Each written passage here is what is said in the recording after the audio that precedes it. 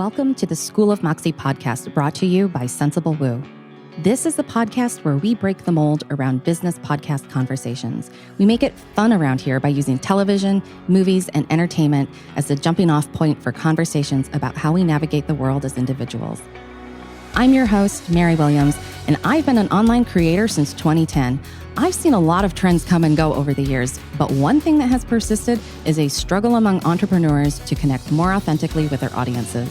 As a business systems process and operations coach, I've seen how much my clients and subscribers have benefited from learning how to incorporate their fun sides. So we're going to demonstrate this for you here on this podcast through analogous thinking. Not only that, but we're using media and entertainment as the lens through which we reflect on our own desires and strengths. Fiction is the vehicle that gives us words to articulate our value systems and tells people who we are. I find that a lot of my audience, and probably yours as well, struggle to find words for their problems until they start thinking about how to use analogies. Analogies help us build bridges between something we can describe into a new area that we are in the process of developing. As humans, we are a languaged species, which means we find context and meaning in our lives through the ability to put our feelings into words. This podcast is going to help you normalize this process and see how it's done in real time as my guests talk through their own experiences in relation to the episodes they've been assigned for this show. Our first season of this podcast is centered on the first season of the HBO original series, The Last of Us, based on the video game of the same name. Consider this your official spoiler alert. On this podcast, my guests are going to jump right into the conversation, and we are going to spill all the tea on the story and the plot. So if you enjoy being surprised, I encourage you to watch the episode first before listening to our discussion. Before we get into this week's episode, have I told you about the weekly readings that I create for entrepreneurs just like you each and every week? I am an Akashic Records and Tarot reader, and I've been giving clients intuitive guidance coaching for just about 20 years now. That's a long time. I know that most readers out there don't focus on your business needs, so that's where I come in. Readings with me are only about your business development, and it helps you feel more aligned with your intuitive messages so that you can incorporate those gut feelings and inner knowings into your business data for better results. Click the link in the show notes and subscribe to my weekly email updates where you can get a free reading sent to your inbox every single week. If you want more, you can subscribe to the weekly extended readings, which are just $9 per month and help you get focused on your business energy every week. No more Sunday scaries. You've got this better in hand than you know, and I'll help you see it. Now let's get watching and talking. Today, we're going to catch our breath with a little series recap. In case you're tempted to skip through this, I want to point out how important it is that this season's podcast includes a recap episode before we move on to other topics. Remember that we are engaging in analogous thought processes, and as an entrepreneur, one of the most valuable skills you can learn to develop is the ability to dive into the details as we've done for many episodes up to this point. Then zoom back out and get that 30,000-foot view. It's the most CEO thing you can do. Let's do that today so you can see how all the puzzle pieces fit together. By now, it should be pretty obvious that a major theme is about putting the humanity and compassion back into our businesses, and we have a few more things to talk about that. We are going to put on our CEO pants today, as I like to say around here, with Stephanie Ayars, who is a seasoned marketer with 24 years of strategic marketing experience with both B2B and B2C companies. She has lived and worked around the U.S., serving in marketing leadership positions in a variety of verticals, including payments, luxury hospitality, healthcare, and consumer packaged goods for brands like Disney and Mayo Clinic. She has a Master of Arts in Communications Management from the University of Southern California and a Bachelor of Science degree in communications from the University of Texas at Austin. In 2020, she moved to Nice, France, where she received her global MBA and is now serving clients in France, Switzerland, Monaco, the UK, and the United States.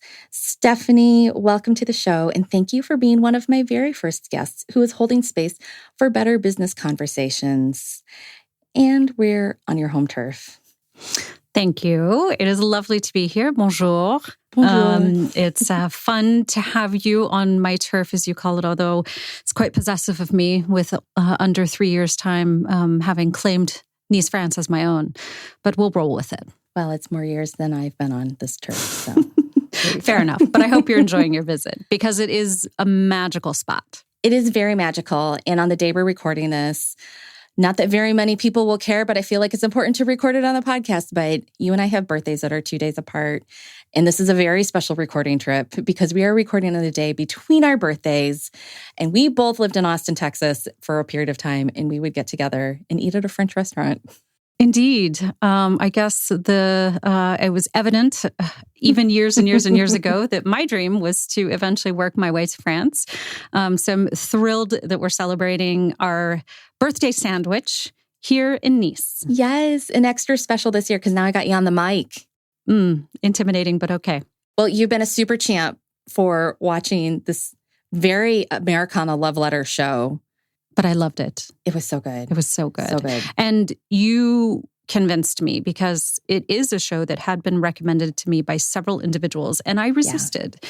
And finally, you made the best argument and I've converted and now I am a tremendous fan of the show and the actors. I love that you dove into it wholeheartedly.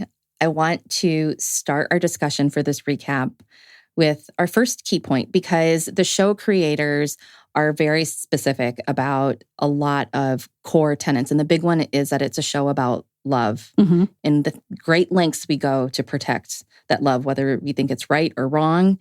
Love is love. We make all kinds of choices.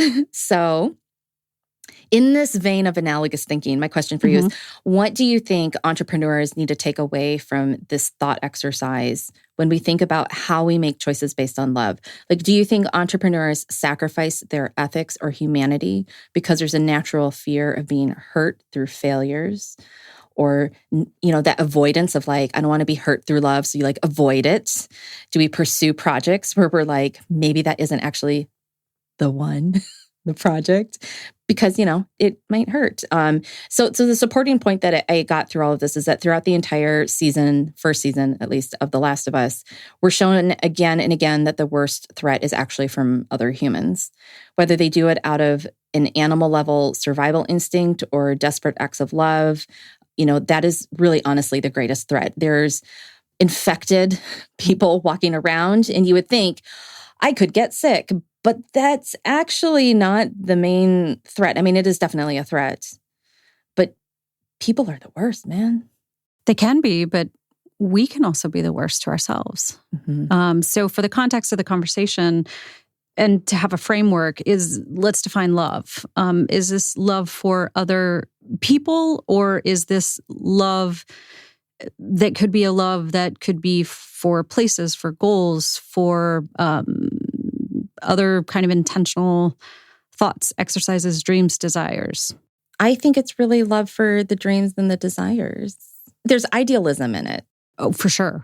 For sure. And I think that love, if we're focusing on dreams and desires, no different than having love for somebody, something, or even a pet, that can be a tremendous catalyst for thought processes and decisions. And I personally, in my life, a dream and a love has propelled me to make some pretty dramatic choices. And there's always been risk, but there's always been tremendous reward. And it's a gamble. It is a gamble. Part of our thought exercise we did too, as I tee up our whole conversation here, we also read a book by Susan Cain called Bittersweet. I picked that on. Oh, so good. Loved it. I picked it on purpose because she gave us language for something that I was observing happening in real time. And people were just having their experiences, so they weren't like overanalyzing it. But she had the analysis.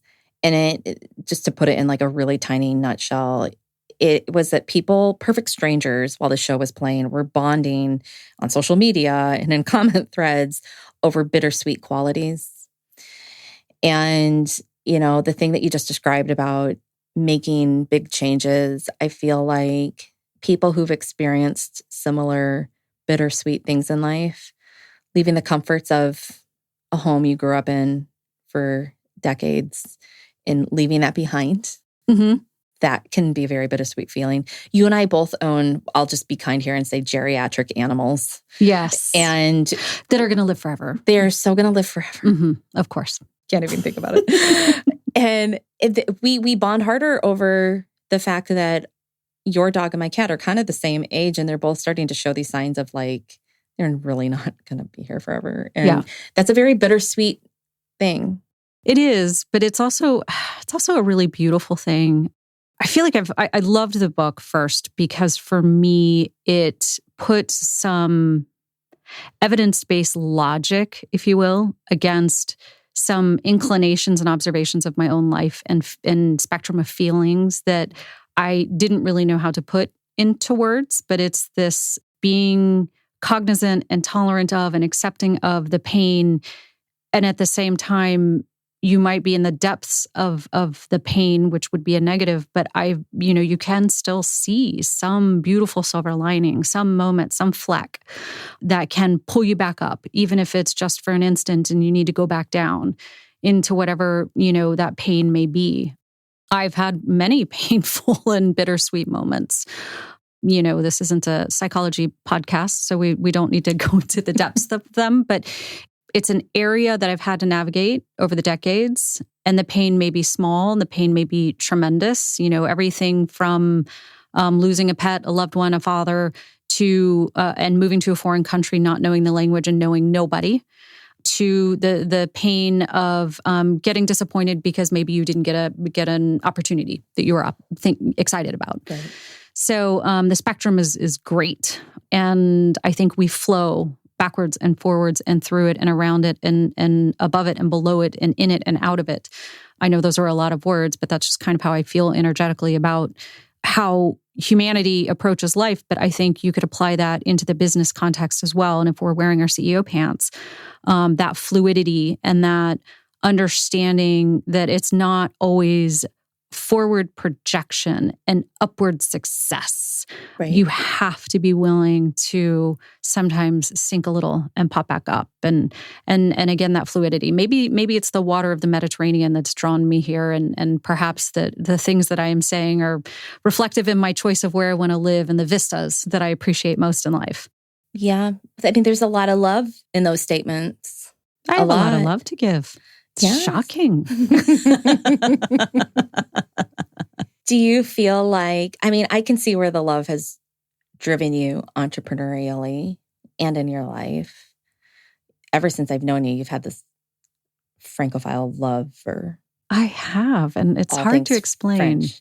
It's one of the, we were talking before we hit record. Yeah. I'm such an Anglophile, and I'm like, I can't explain it. It's okay. You don't have to explain everything. Middle of London, and I'm just at home. It just, my heart swells. I'm super happy. Yeah.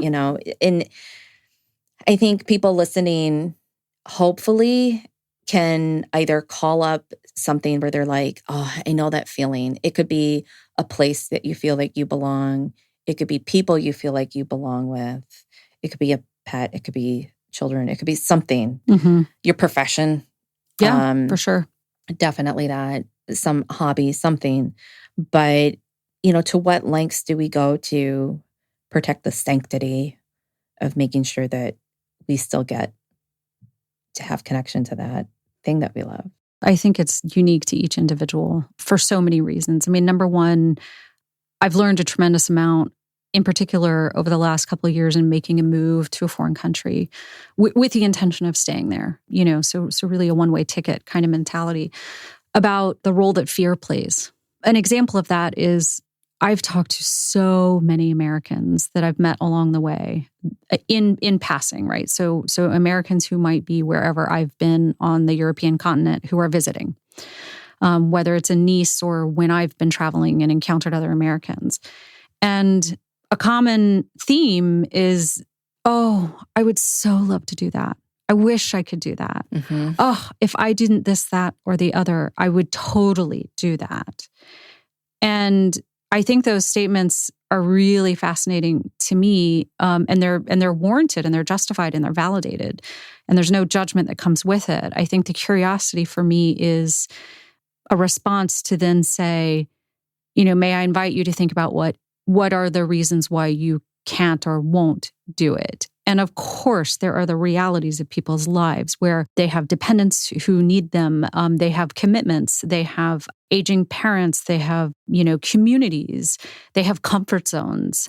But the individuals who may not have the same constraints, who may actually have that freedom, and in particular, those individuals, when I speak to them, it's fascinating because I do think it's an invitation to explore fear and fear in our own lives. And so if we want to go back to the show for a little bit, I mean, one of my most impressionable takeaways is the fearlessness of the characters.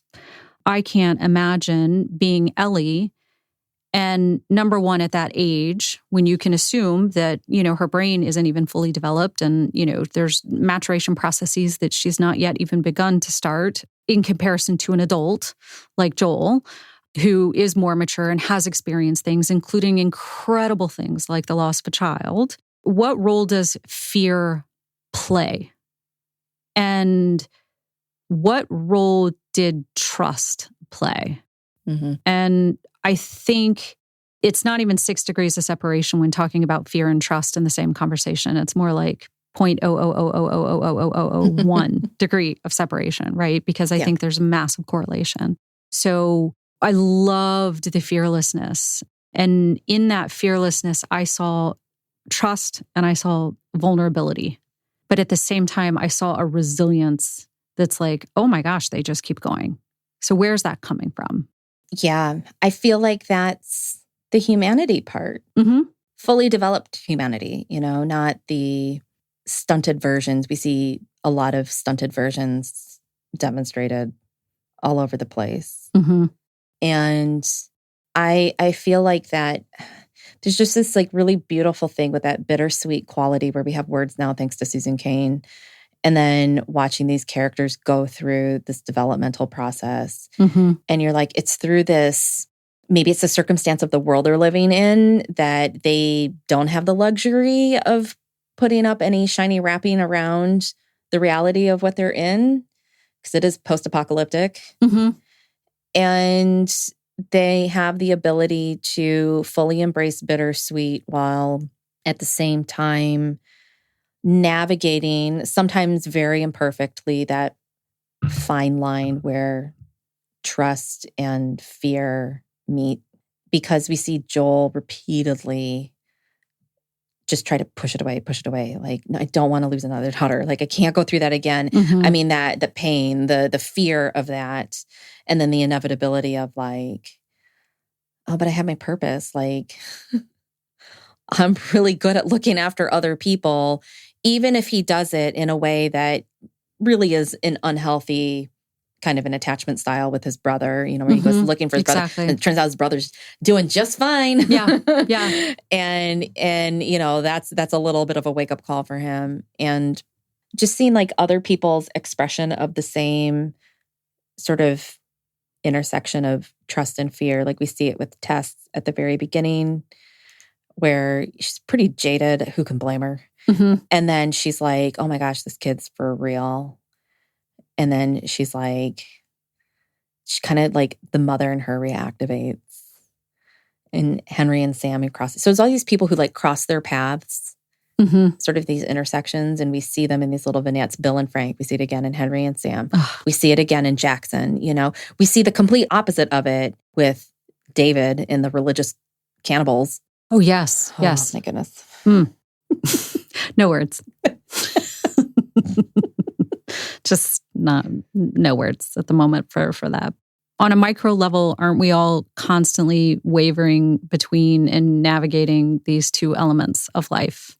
Constantly. Our consciousness of it probably, ebbs and flows, right? And it may be, so for example, a really, really small decision in life between, fear and trust. Do I trust that this barista is going to get my coffee order correct, right? Like I'm not even giving that another micro thought. It's not an investment that I need or want to make. And truly, I'm probably not even making a conscious decision to make that decision. And then on the opposite end of the spectrum, something like Sophie's Choice, right? Extreme example. Yeah. Fear and trust and having to make a massive decision. And there's always context around us, right? So be it other humans involved, other dependencies, other things that are going to be influenced by the decision that we make. I mean, think about the mechanics of the number of variables and data that we're processing to make all of these decisions constantly as human beings, you know? All of them. I mean, by the time we get to the end of season 1, and this ending has been debated for 10 years, since you and I were still both living in Austin, Texas in 2013. I thought you were going to say since we were like 18 years old. We were totally 18 in 2013. Yeah, I was. Wasn't I? Wow, I've come a long way. The very first part of the video game came out that year in Naughty Dog's based in Austin.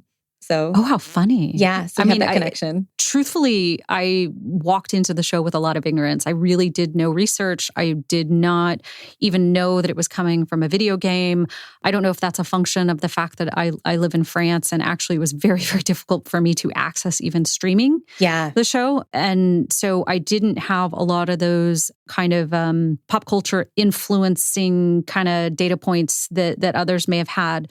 So I just kind of took it on blind faith at your word and the word of others and said, okay, I clearly, this is something that I might enjoy. And then, of course, it became a binge with possibly a really nice bottle of Bordeaux. I mean, if we're being honest, Saint-Emilion region, happens to be my favorite. Anyway, it was unbelievably captivating, even from the first episode. And the pull, right? As a marketer, you talk about push and pull a lot, right? Push marketing and pull. And so this is a framework that my headspace often goes to. So the pull was very, very strong. It was magnetic. Yeah. I didn't even have a moment of wavering to walk away. There's another show, I don't want to, no disrespect to it, and truly there is none, but I remember watching the first episode of Breaking Bad. Yeah. And I thought I was going to walk away because there was just something that was just for me too much. Yeah. And of course, I was encouraged, just keep going, keep going, keep going, which is so funny how we talk about shows now. Keep going, keep going, keep going. It's a marathon. And of course, Breaking Bad, I think, is genius as well, right? And an incredible show that I absolutely loved. But Last of Us, it had that pull and the continuity of character from episode to episode for me.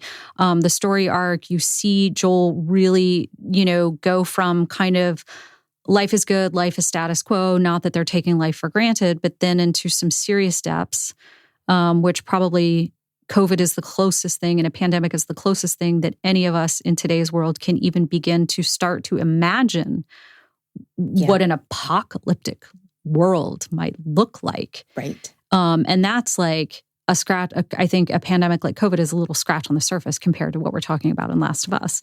Yeah. And then, him having to be resilient and pull himself back up and pull through and find a purpose and find a goal, find a mission, be, the protective nature that he has. And then really starting to make a connection and build some love and build that trust and build that paternal, well, I guess he always had the paternal instinct. And even to the very, very end where his vernacular turned into future speak.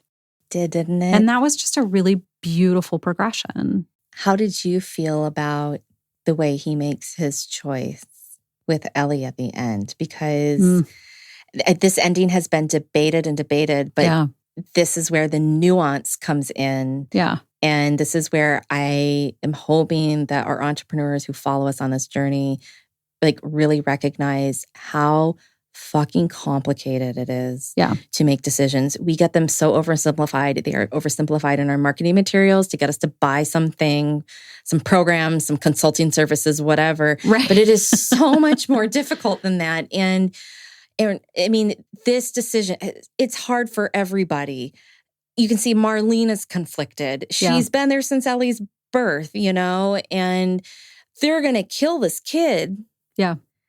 And meanwhile, we never, at least for the moment, really understand what Ellie would have chosen if she had known.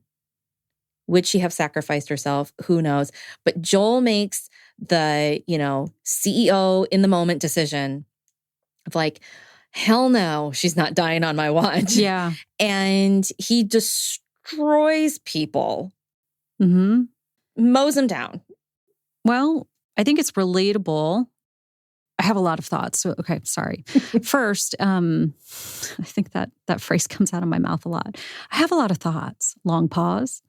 I mean, it's one of those moments where it's like, yeah, I got a lot of thoughts. So first, I tend to be a title agnostic individual, right? So for me, the decision that he made, it was kind of a leadership decision, right? If we want to put it into the framework of the business world, think about how many leaders are constantly having to make decisions. Now, they may not be life or death decisions, although sometimes they can be, depending, healthcare was a really eye-opening experience to be part of, but they are making decisions that will have massive impacts on another person's life, be it financial or career progression or a decision that might impact staffing levels, something that may break up the cohesion of a really great team because maybe you're making a structural change and then that's going to shift all of the dynamics. And then what does that do psychology to all the different players?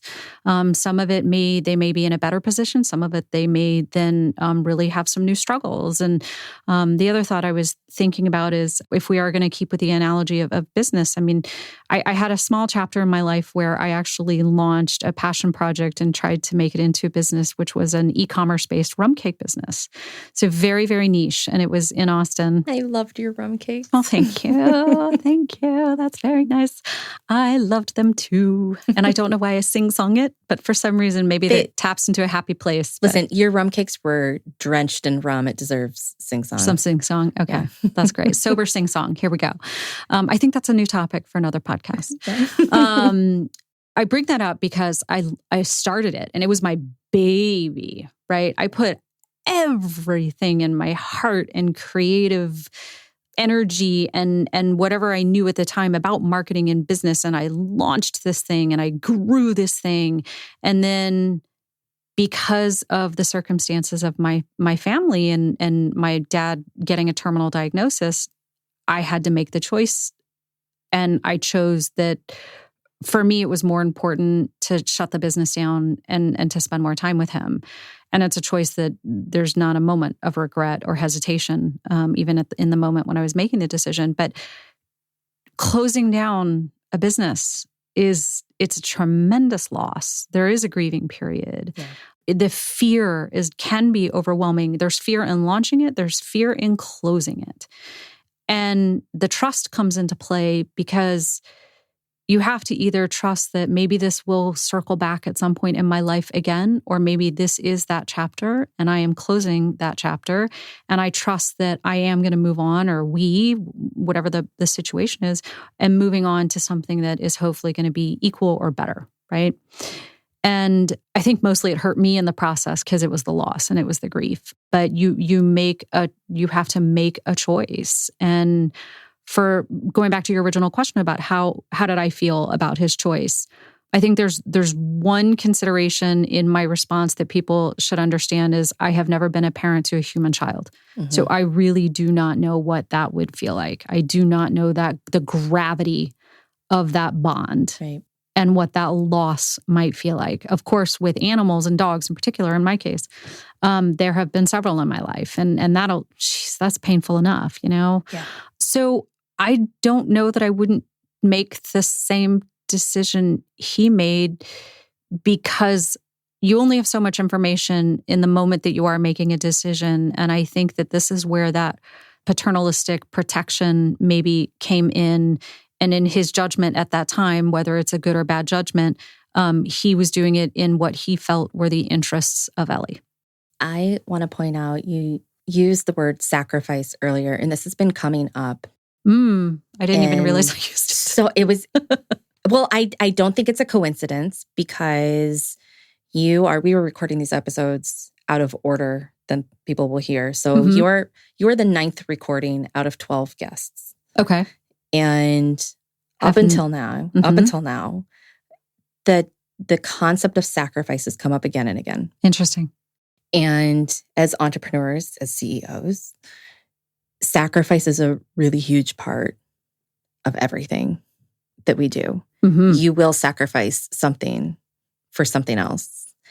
And because this is an analogy, I want to take it out of the parent space even though I know that we've had some parents who have already recorded their episodes and they have cited that parental bond was, a major factor for them. Sure. That they felt. But as entrepreneurs, I mean, you talk about your rum cake business as a baby. Mm-hmm. We use a term, at least I do, around the coaching circles. We call it business baby all the time. We talk about birthing projects. Exactly. You're raising it like a child. We talk about the life cycle of business. And so, and you know me, the woo part of Sensible Woo is very energetic. We love the woo. We love the woo.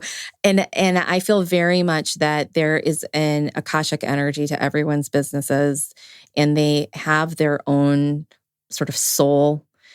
And it's just like when you do have a child, that kid doesn't belong to you. They are their own individual, and they're going to grow up and walk around out in the world outside of you, away from you. And your business kind of does something very similar too.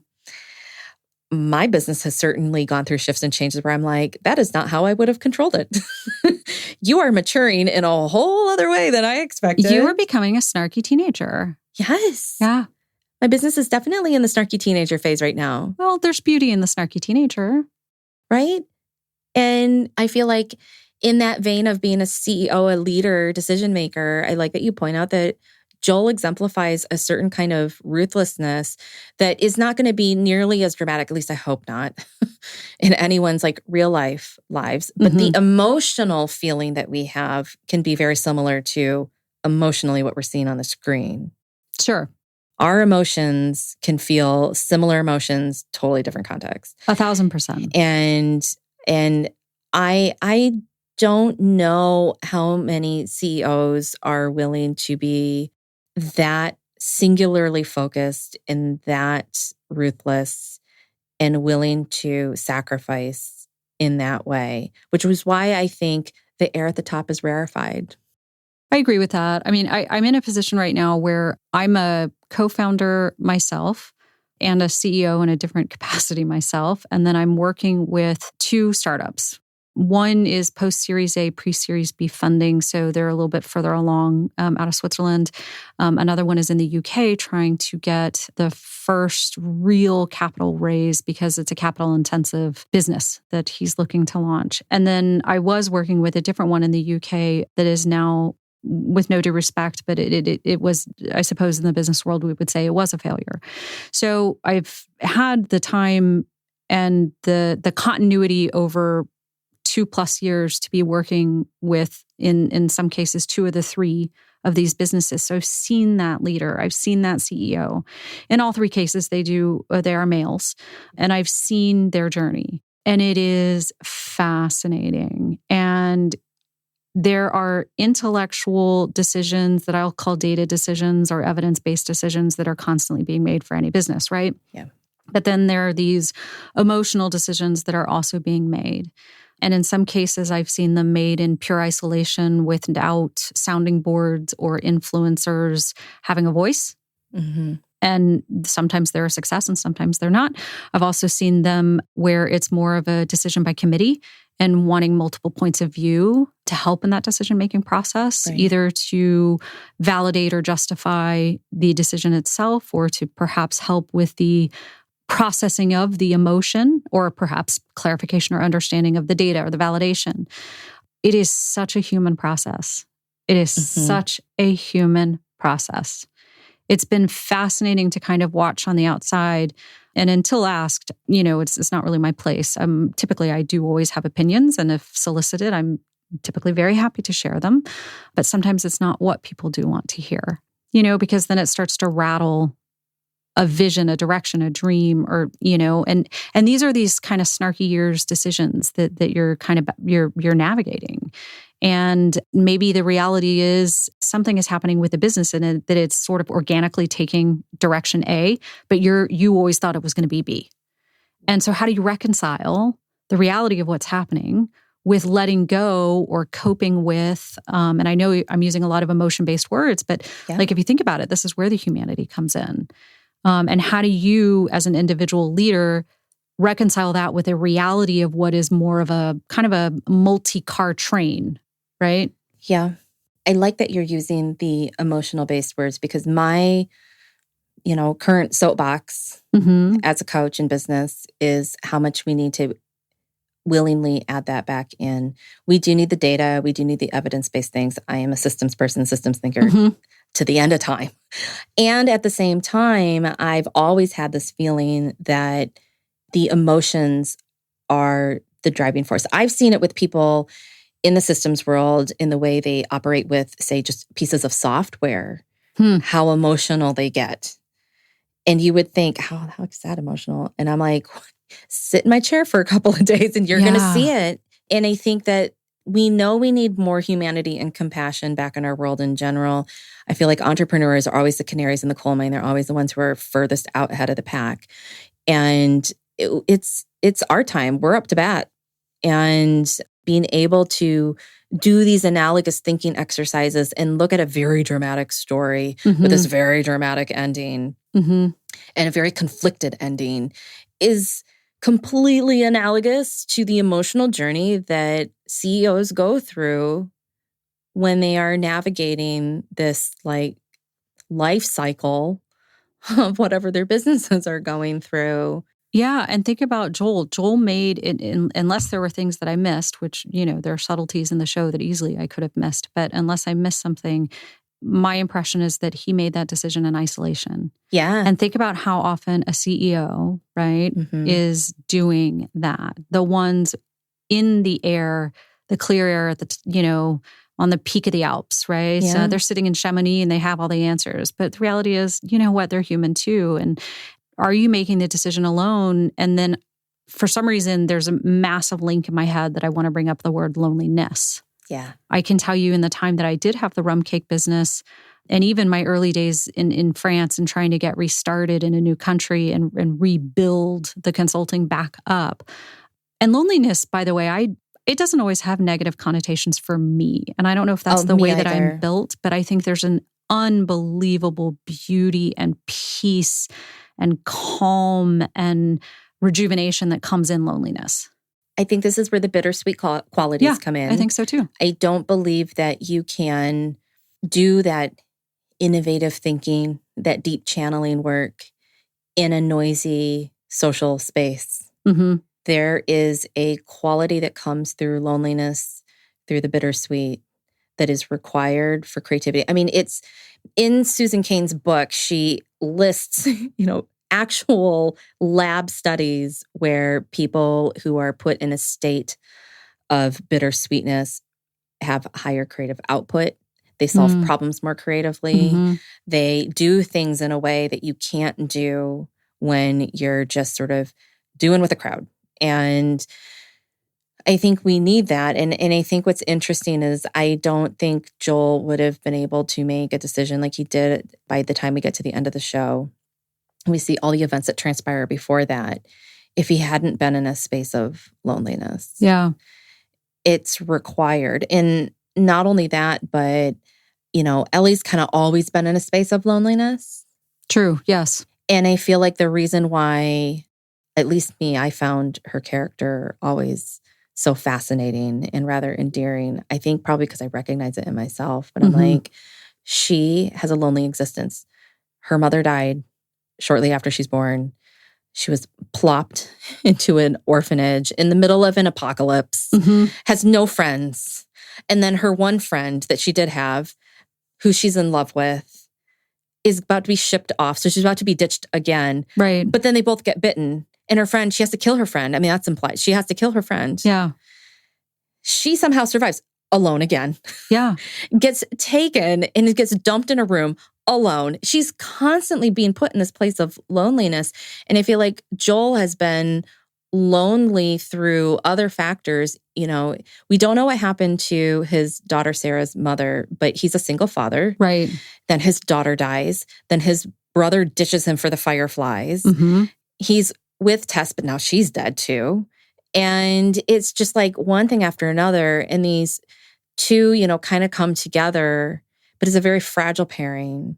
And I think that sometimes our entrepreneurial community, our CEOs, because there's that loneliness factor, will seek out these pairings kind of like Joel and Ellie. And I think we have to recognize that like it is a fragile pairing, and that when you are a leader making leadership decisions, you don't necessarily get the luxury of like, I'm just going to live in the QZ and like have my squad around me and we're just going to reset up life. I'm not going to live in Jackson with like the sheep and the horses and all of that. Like, no, we're kind of like hanging out to dry.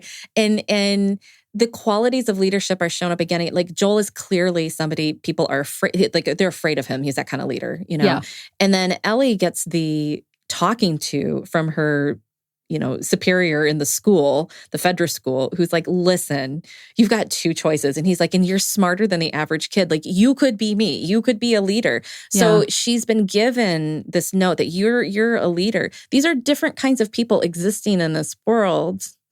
And this is why I think it's such a great story for us to like sit and think through and talk through, because we can recognize qualities that it's a lot harder to do when you sit down and like self-assess. And well, for sure. I don't know what to. I mean, there are those of us who do love and appreciate a little bit of therapy, but I understand that that's a very individualistic choice. But I do think it's interesting. You touched on a few things. So I think there's a creative liberation that can happen in loneliness.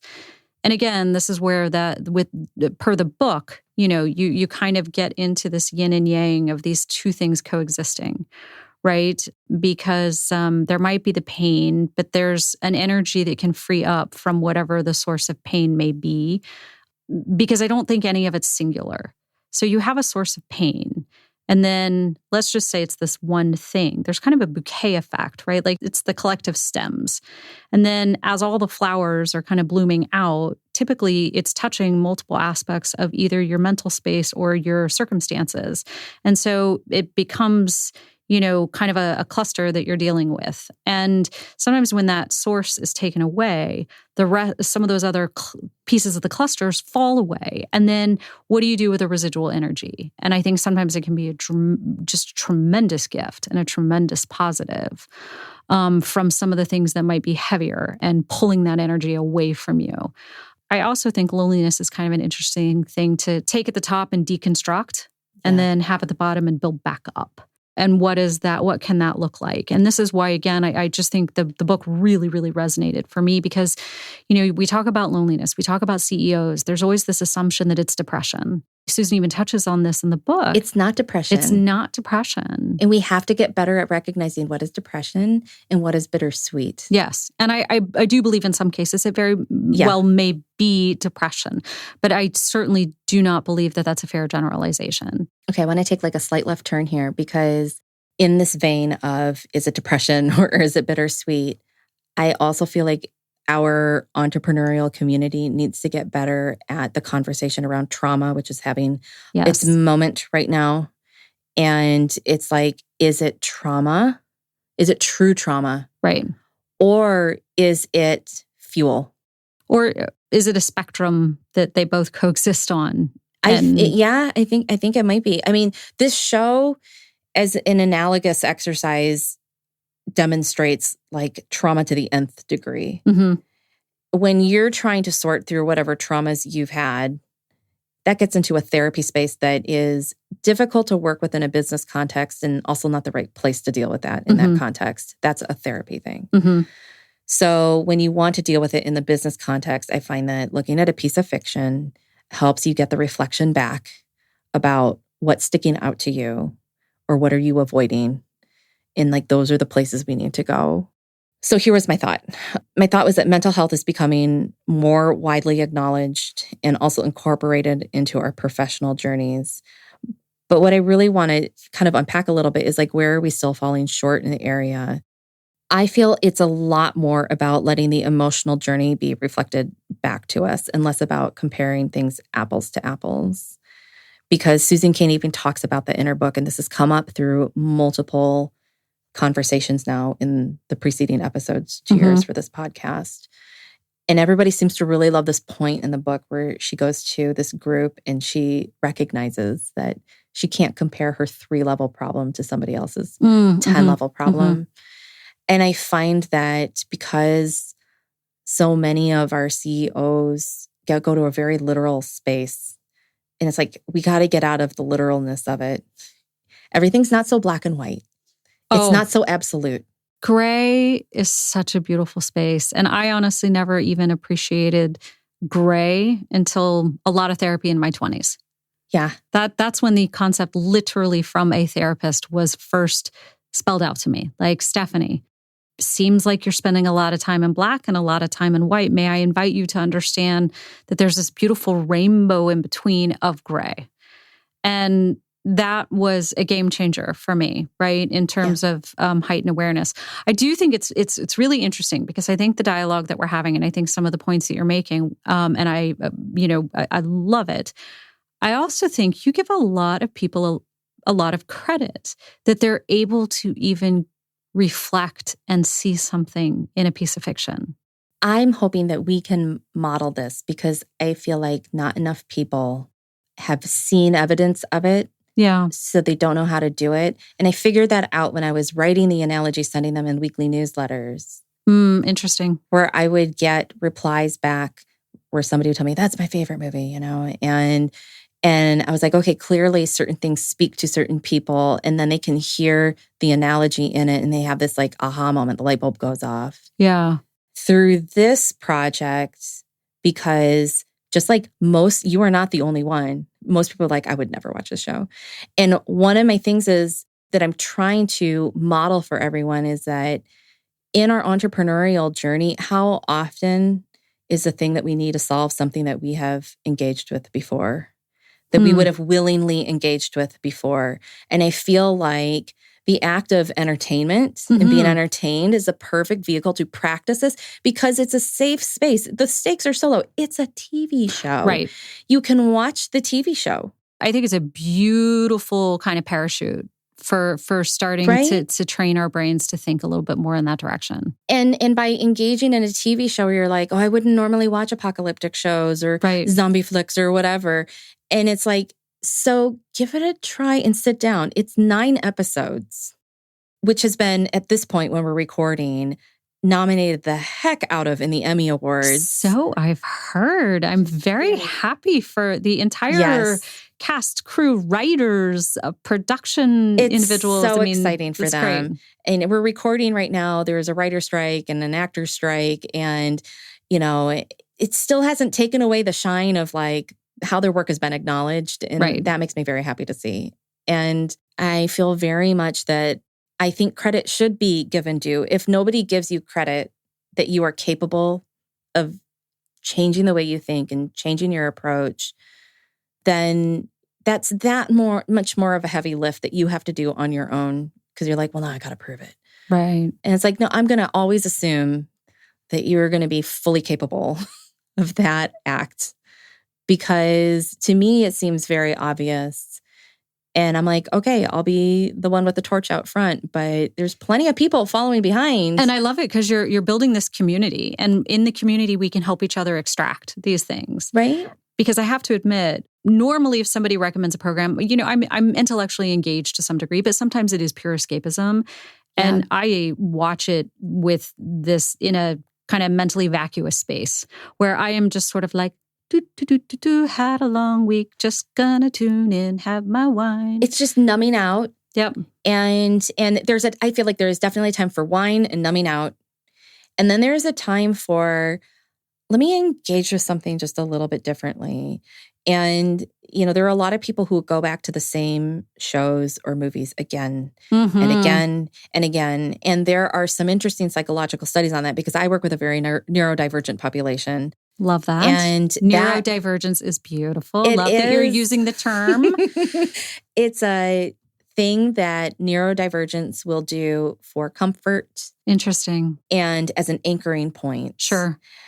And I think if we know that, like, I can always go back to my comforts and my anchoring points, but I can, and also, we live in an and also world, both and. Don't we? And also, I can try something else. Yeah. I don't have to like it. I might not even finish it, but the act of trying the other thing is going to help you in your business more than you think. Yeah. And I feel like entertainment is one of the easiest ways to do that.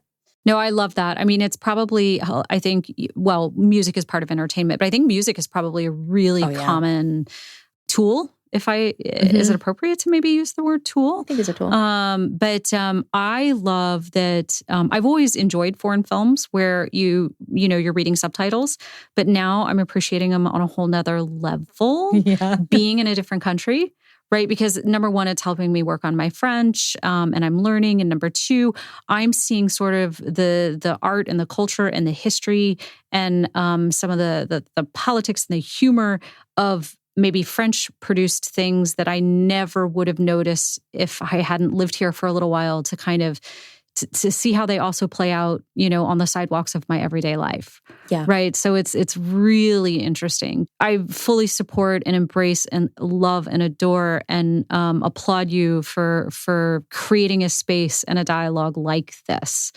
Because I know your intentions are pure. They're always pure for, helping people to just keep moving through what is a really fucking challenging existence sometimes. And it's fatiguing. It is fatiguing. One of the things I kept thinking was, how do we connect? I mean, a lot of this was born out of, how do we connect better with our audiences? The number one question is always, how do I find more people? Everyone always needs more people. It's volume. It's volume. But if you have, think about it. If we had, movie theater where 80% of the people were asleep, who cares if the chairs are full? They give zero value to effectively your brand equity and your probably what are the overall goals, which, in the director or producer's case, it may be the financial rewards. But of course, on the entertainer's side, it may be more of that. I'm bringing entertainment to you and you're enjoying my performance and everything in between, right? Mm-hmm. The light directors want to know that it was comfortable to watch and they enjoyed it. The sound producers, did I strike the right balances and was everything optimized? And just think about even just a movie theater setting alone, how many things are happening and at play. Well, we as CEOs are creators and we are also consumers. Mm-hmm. We already live in a both and. And just that population alone, if more aware and willing to sit not asleep in that theater, proverbially speaking, can you imagine how much more engaged all of our audiences would be? Yeah. It seems like it would be such a small, simple thing. And to me, I was like, no, this is a really huge thing. I mean, you and I both worked for entertainment companies. You and I both worked for Disney. Mm-hmm. It's funny that we both worked at the same time and didn't know each other. Different departments, though. Very different. Because I was consumer products, e-commerce, catalog. And I was in animation. Before the catalog was retired. And animation gets sequestered into its own little gold rarefied for a while at the time, that the years that I happened to be with the remember when it was called Walt Disney Internet Group? It was WD Dig. That's where I first started. Yeah, in North Hollywood. Yes, Wild West. And we had one Italian restaurant across the street, and then finally a Starbucks came in. Yes. Well, you were at W Dig before me. Okay. Because I came in its sunset. Because I arrived and they were already starting to shut down and I made my move over to animation. So were you in Burbank? My office was in Glendale because I was in the animation library. So we were in the vaults with all the art. And then I would hop back and forth between Burbank on Riverside, the animation building, and our little library. So we were in Glendale off of Flower. Yes. So you were down the street. Right near Imagineering. Yes. Yeah. Yep. Imagineering has the best commissary. Oh, they did. That's where I would go if I ever, well, I don't know. Those were some serious days where it was lunch at your desk every day, which don't get me started on the work culture in American life versus French life, because that could be a podcast. Stories. And then there's healthcare to talk about. I know. Maybe we need a whole separate season for that. We might. Maybe it's an expat series where an American interviews, people who have made the jump across the pond, as they say. It'd be so lovely. Lovely, yes. But yeah, no, I took us down that rabbit hole and now I can't even bring it back. Oh, no, it's okay. But, well, I mean, speaking of, okay, look at us bonding over bittersweet things.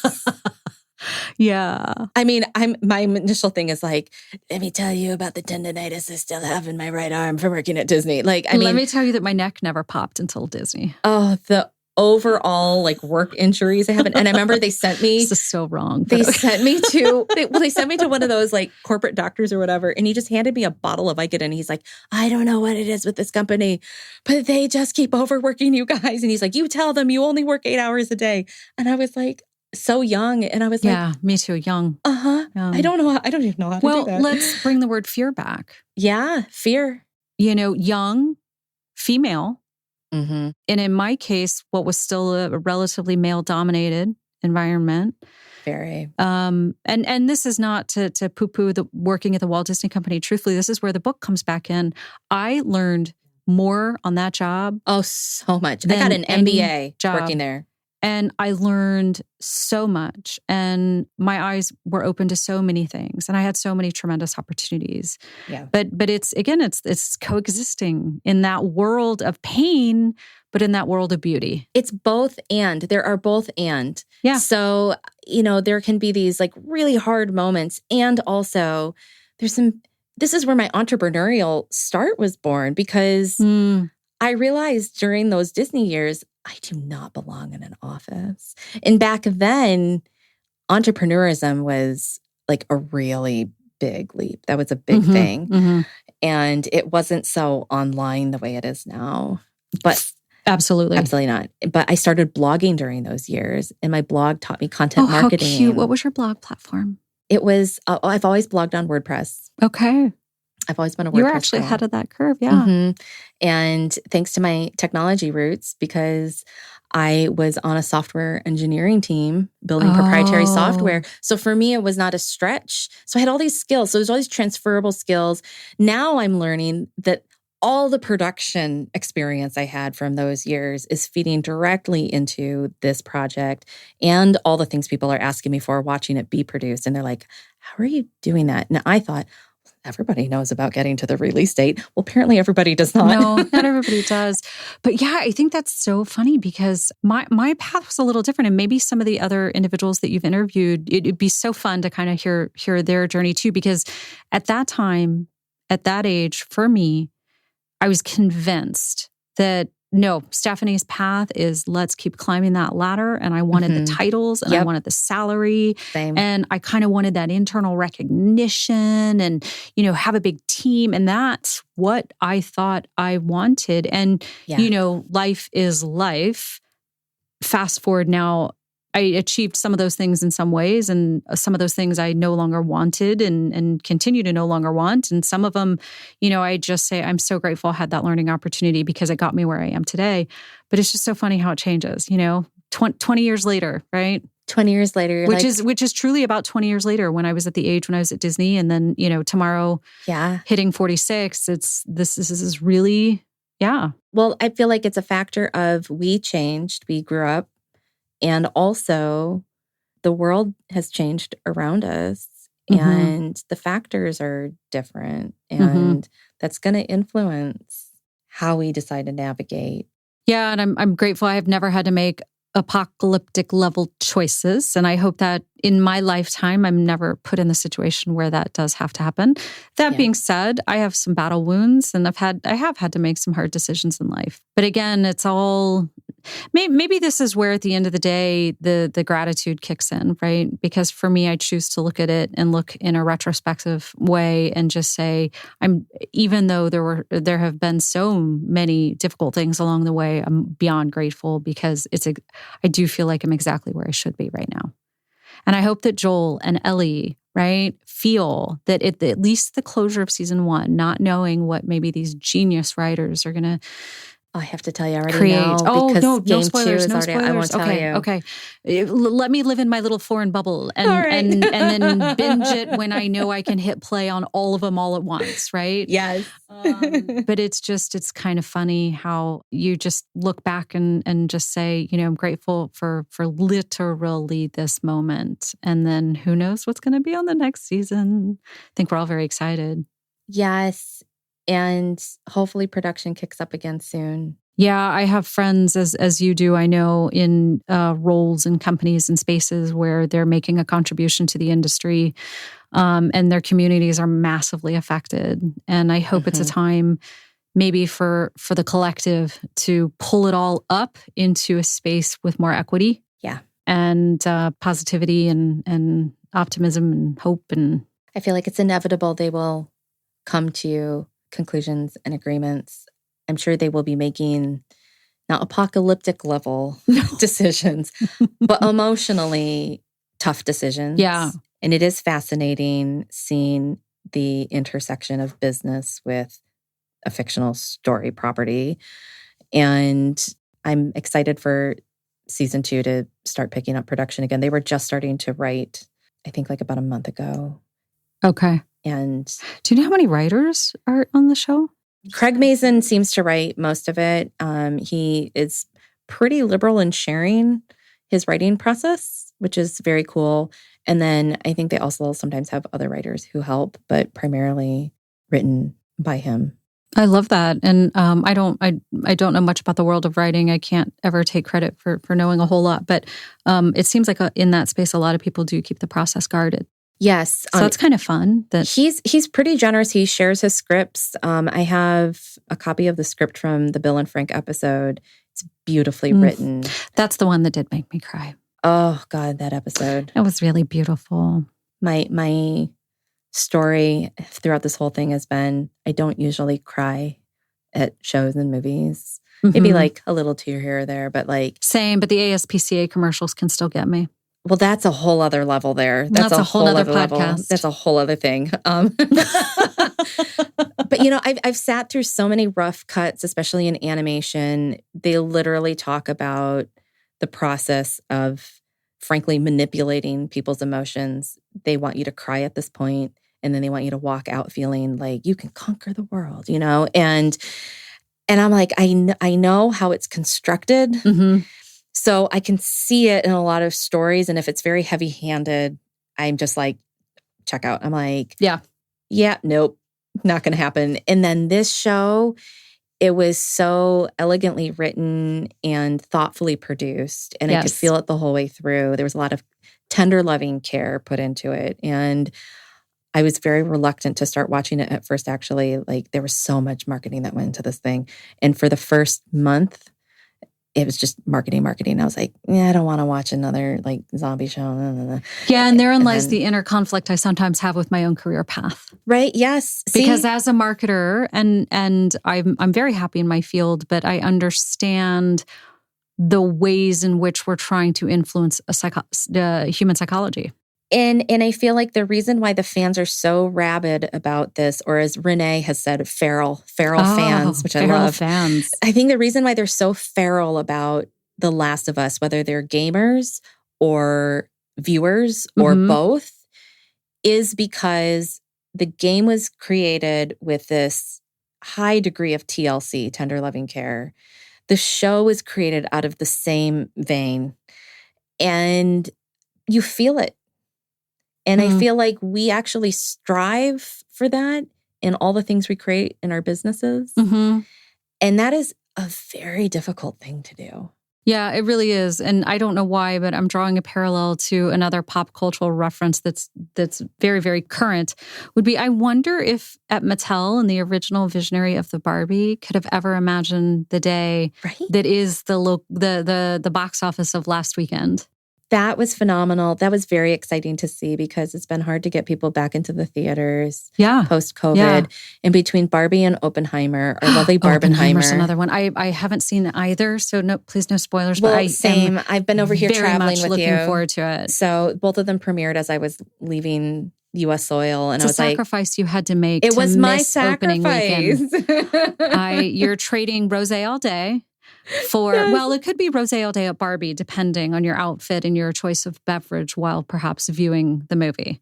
Oppenheimer, it's just going to be a little bit more of a sobering, I think, storyline. Scotch and soda kind of movie. Yes, I think. Oh, you're right. Perhaps a pipe or a cigar.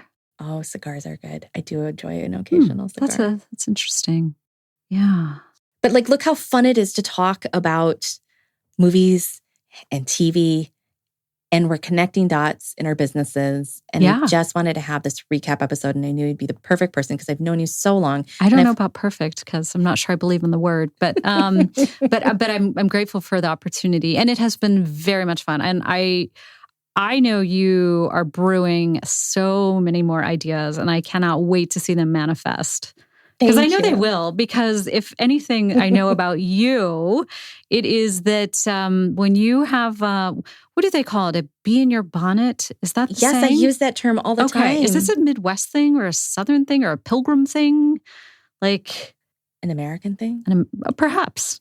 Okay. So you have a bee in your bonnet. I know that at some point that bonnet, you're going to rip the bonnet off in the wind and there's just going to be this beautiful hair.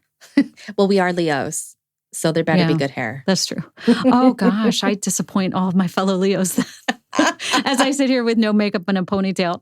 Oh, we love the post-COVID world though, don't we? Oh God, it's comfy pants, man. Comfy pants. Oh, joggers all day long, baby. Okay, I'm going to ask you a question I've been asking everybody. What does The Last of Us reflect back to you about yourself? That's a good question.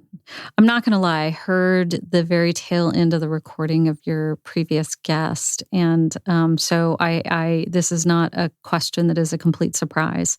So perhaps I had a few moments to reflect. You're allowed. Thank you. Give me that grace. Woohoo. I think what I could see in Joel and Ellie both, I can see in myself in terms of almost a genuinely stubborn determination. Yeah. And stubborn's not always a bad thing, right? Because if it can keep you tied to a dream. And in my case, that's what happened.